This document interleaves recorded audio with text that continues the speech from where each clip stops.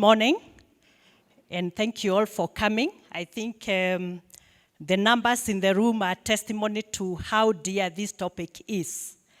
Because when the markets start showing negative trends, sometimes we panic. And sometimes we become desperate and say, wow, things are so bad, the market is so tough. And then Mbithe here is telling us, oh, invest in the stock exchange. And we are seeing red, red, red. And we are saying, wow, what's the opportunity? But I think the message today is the opportunities lie in there. Even when we are navigating the waves, sometimes they look so bad. But people are still making money. I mean, she has shown us. We just need to spot the right opportunities. Now, to the organizers, I think I had a problem with the theme, SG. Because I'm asking myself, why Kenya? Why Kenya? You know, there's a saying where I come from. You know me, I'm a village girl, so I give a lot of examples based on the village. And they say, he who does not travel thinks the mother is the best cook. Oh, no, it's chef. Oh, okay, chef. Me, cook is cook, you know. Now the more modern ones are saying chef. So the best chef. And now these days they don't even talk about menus. They talk about what? Cuisine. Cuisine. So I need to be educated on some of these things. So I think my message is very simple today. First of all, let's open up our minds to that. It is not about, and I think SG talked about, we think Nairobi, oh, the value of properties is coming down. Oh, the market is so bad. Occupancy is so bad. You can't sell anything in Nairobi now at a decent price. It's throw away. But he told us, you go to Nanyuki now, Nakuru. You haven't been to Nakuru of late. You cannot afford those properties. The value is going up so fast. Meru is one of our most expensive branches. The rents are high. But back to Nairobi. Ruaraka is one of the most expensive branches in Nairobi. The rents are very high. The return to that landlord is very high. We just need to expand our vision about investments and stop thinking the way we used to think 10 years ago. Because the world is dynamic. The markets are dynamic. So I'll talk about investments from a global perspective, not even Africa. We'll come back to that later, a little bit later. So the first thing we need to understand is that even our assessment of risk to business has changed. For those who have been doing strategic planning, and I know we all do in our various capacities, there's a time we used to talk about peso. What did peso mean? Political, economic, social, technological, environment, and legal or statutory. So once we covered all those areas, we were sure that our strategy is now within the right parameters. That's a few years ago. Now, today, we have to change our risk assessment and opportunity aspect. When we do our SWOT, we have to change our perspectives. Because we are now talking about the 7 Ds. 7 Ds. What are the 7 Ds? It is the dollar effect. We have seen what has happened to the currency of late. Deglobalization and decentralization. We have seen what is happening. Everything is condensing almost into one everywhere. Decarbonization. Our CEO here has talked about the climate space, and we have to factor that in as we make our decisions. We are talking about digitization and technology.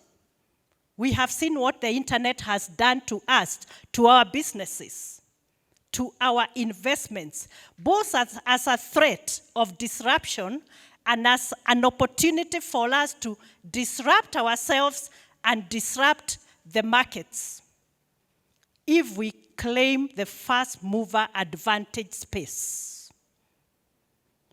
So, as we think about investments, we should be asking ourselves, who is the player in the market, whether it's on the stock exchange or whether it's in the region, who is now showing signs of capturing that space of digitization and technology in their products and services and offerings to the market. That will help us to make a decision. We are talking about destabilization of the geopolitical order. You have seen what is happening in the space, the world space. So these days we are asking, so is it the West that is calling the shots, or is it the East, is it the US, is it Germany, is it China? Understand what is happening, because our mothers are cooking well, but they may not necessarily be the best cooks. And I'll just tell you a joke. My favorite food is, who wants to guess? Don't, SG is about to tell me mokimo. I'm sure that's what you're all thinking. Surprise, surprise. And now she says githeri and she thinks she's right. It's not true.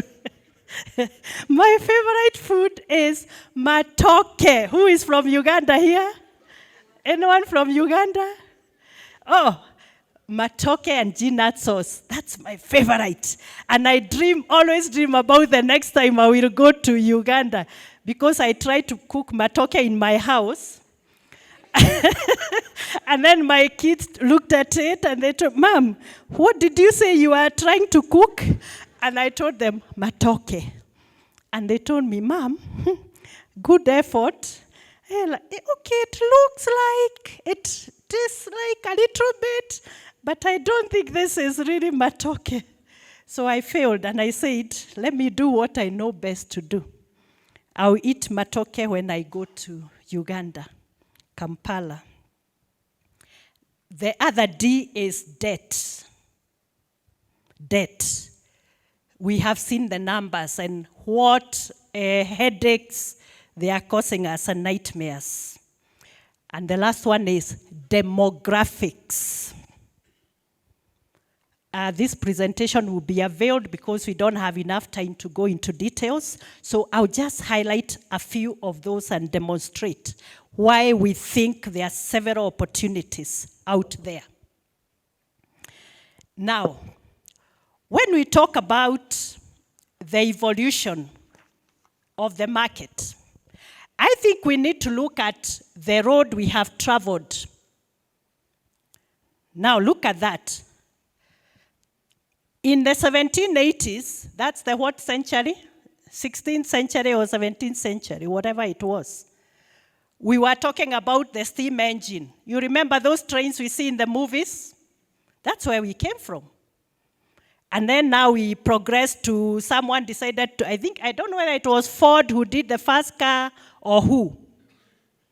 That was the next stage. That is now the 1900s. And then we went up, Industry 3.0. And then here we had the computer and automation coming up slowly but not very noticeable. I think in the 1900s we also had the first airplane by the two brothers. I forget what they were called, the Knight brothers or something. And then now we went to the 2000s.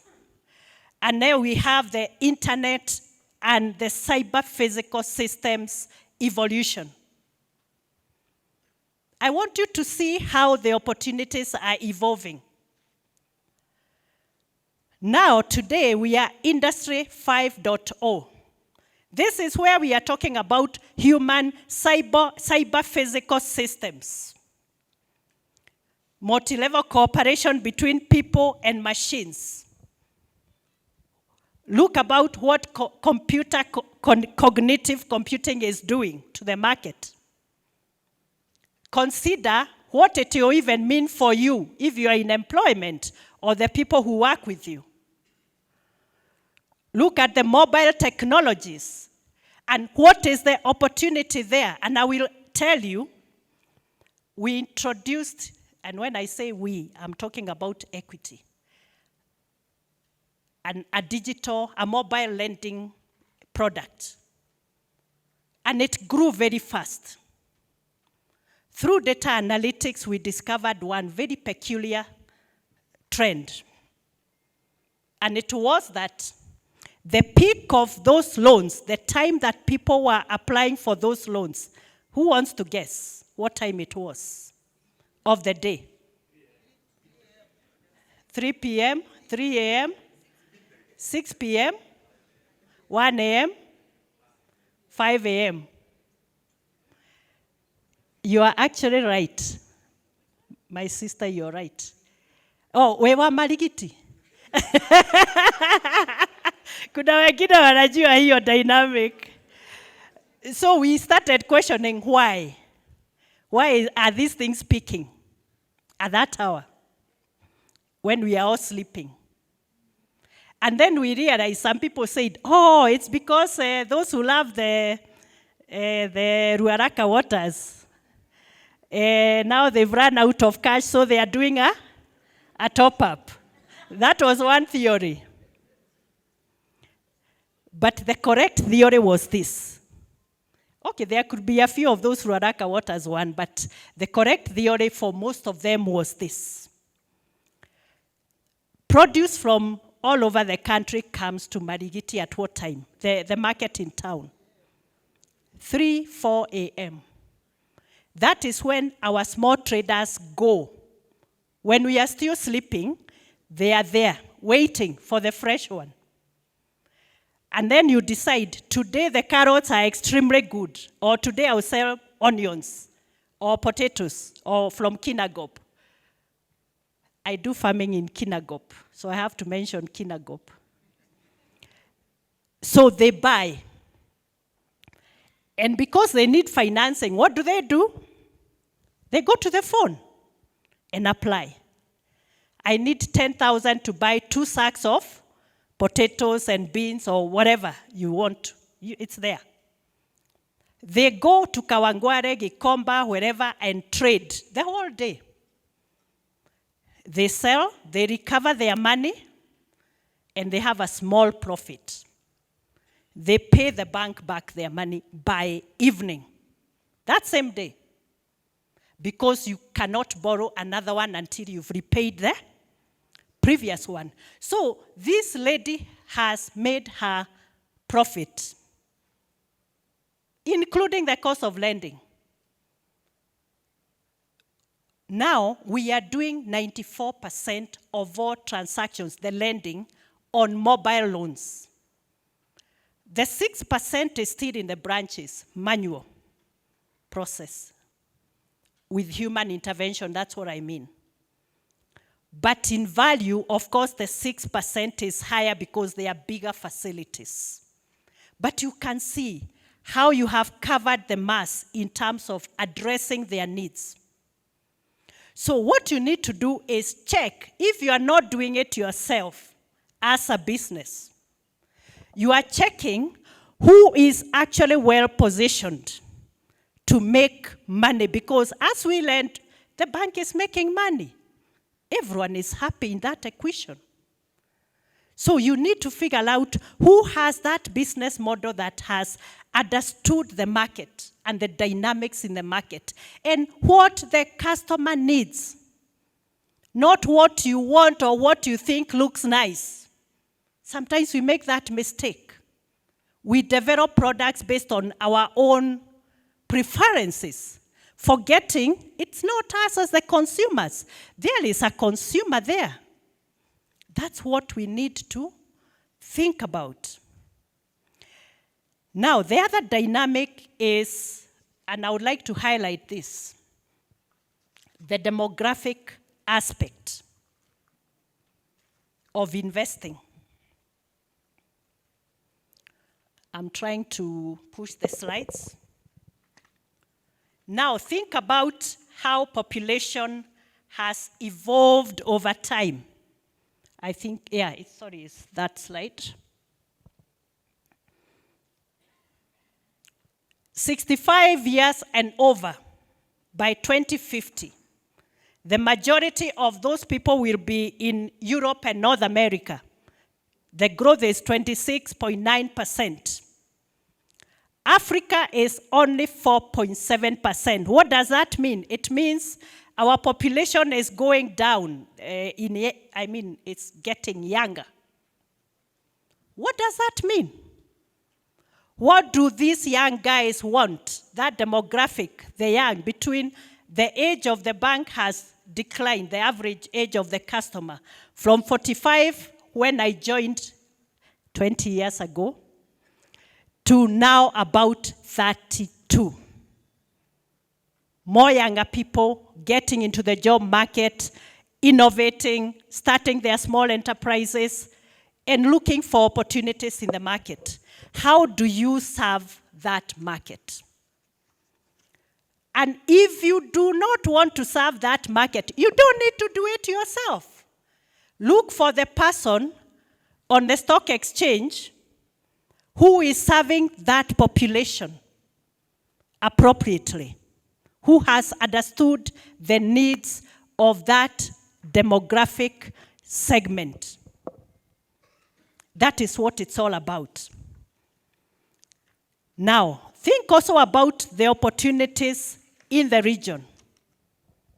Because these days, you do not have to go to DRC, you do not actually physically have to go to Uganda or Tanzania or DRC to actually do business there or make money from there.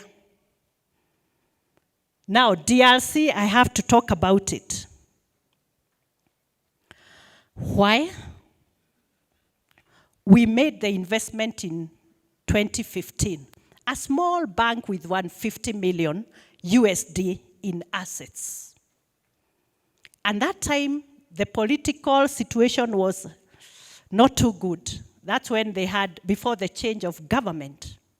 So no one was very clear what will happen. But we decided to take the risk. Take calculated risk after assessing what is the opportunity. The balance sheet grew in 5 years to 2020 from 150 million USD to, by 2020, it was 900 million US dollars. 7 times in 5 years. I'll ask you like Mbithe, what return gives you that kind of growth? What business gives you that kind of growth? It's an understanding that there are more than 100 million people in that country. So, if you are looking at investments, why don't you look at someone who is actually supplying something that can be eaten there? Juices, milk, cakes, bread, beauty products. They sell very fast, by the way, health and beauty. Because it's also a population that has adopted the French culture. I'm sure you know what I mean. They like good life. So just go sell. And you don't have to do it yourself. If you don't want to sell, it's fine. Look for the person who is doing it well and do your investment there. It will grow naturally.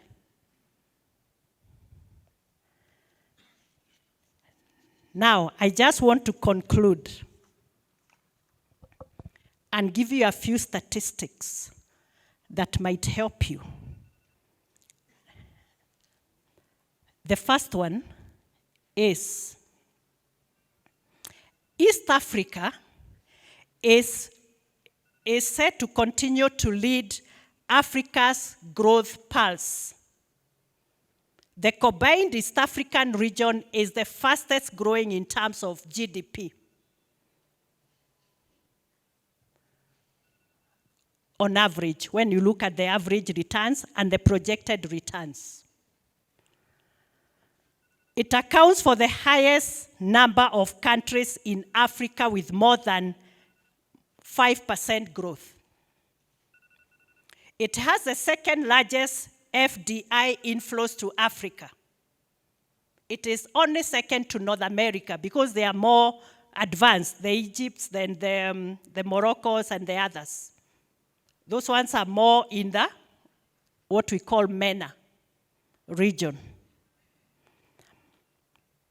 Key destination for global remittances because of the higher diaspora presence in Africa. The leading recipient is Kenya. Second is Rwanda in 2023 in terms of growth of remittances. It has demonstrated a robust record of successful Eurobond issuances with unparalleled subscription rates compared to the rest of Africa.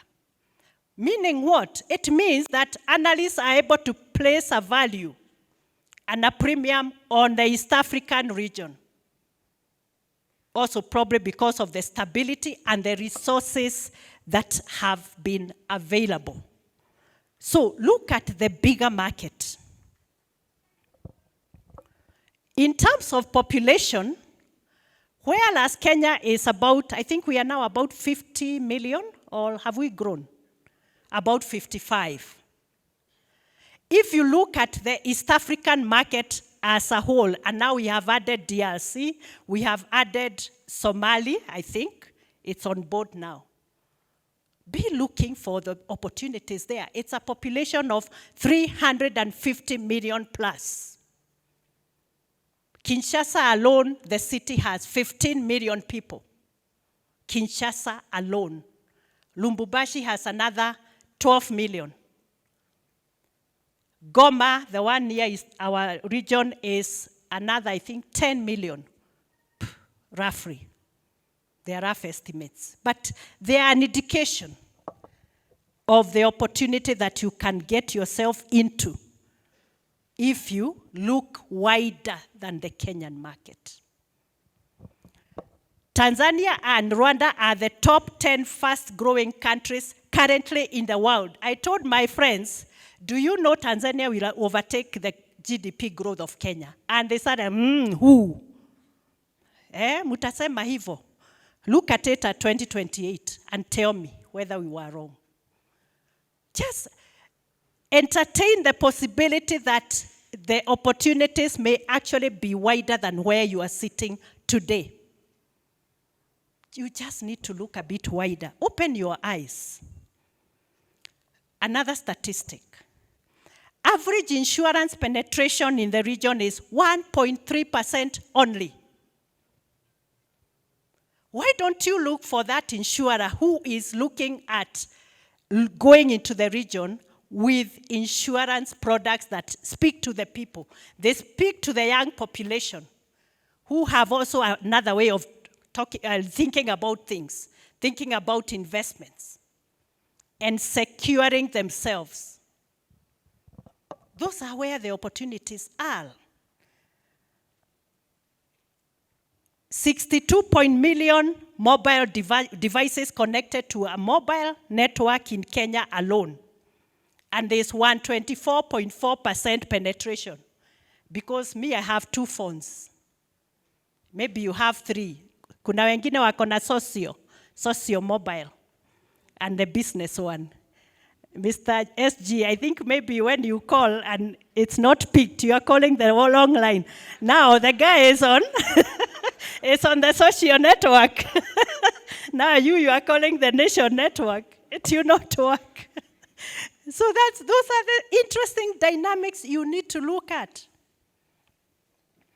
There's significant market expansion. And also remember, now we have the East African community. And much as we are going through the usual teething problems, it will open up a lot of opportunities.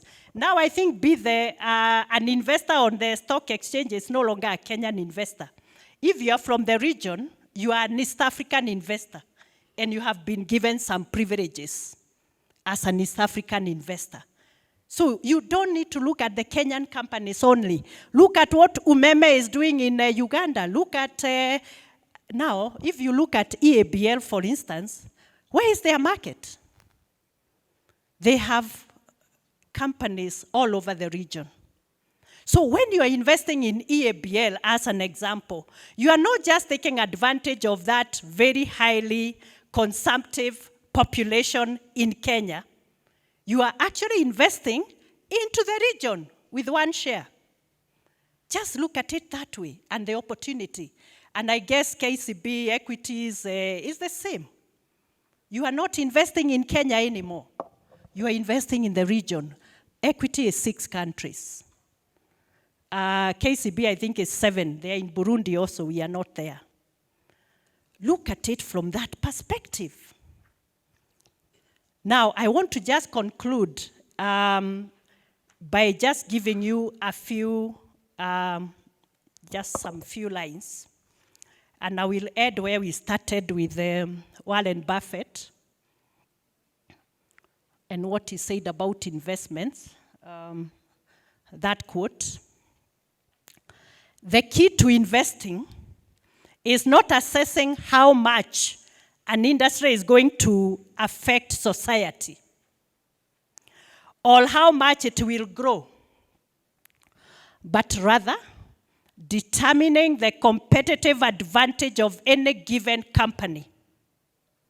And above all, the durability of that advantage, because some advantages are short-lived and then they evaporate into thin air. So you also look, and that's why Bithe told us, think more long-term.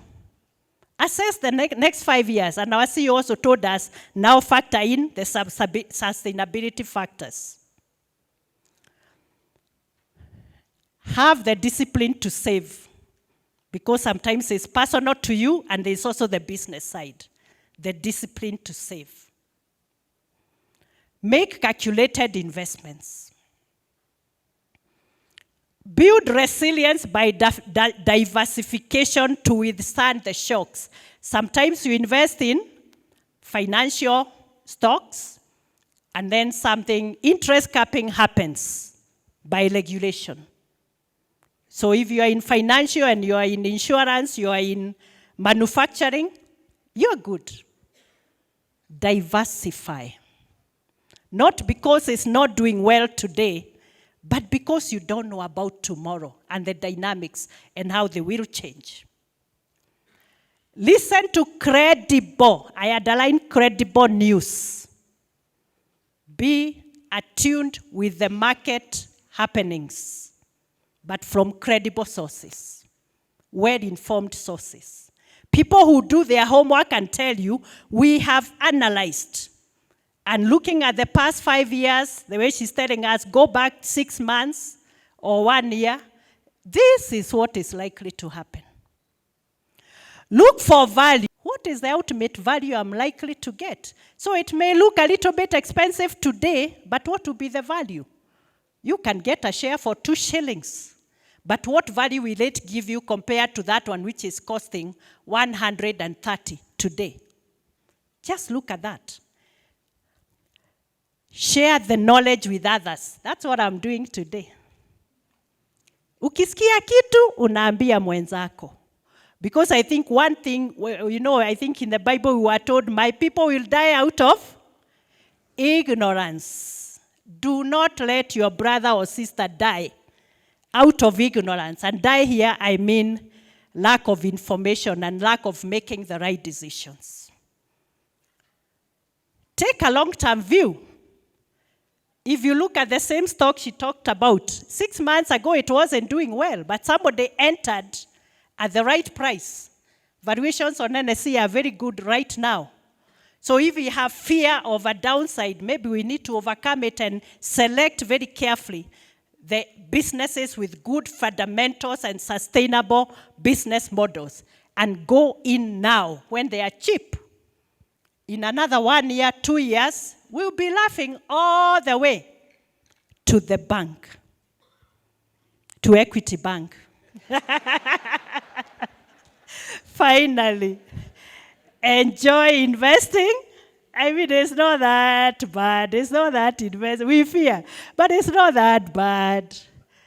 And enjoy the day. Thank you very much.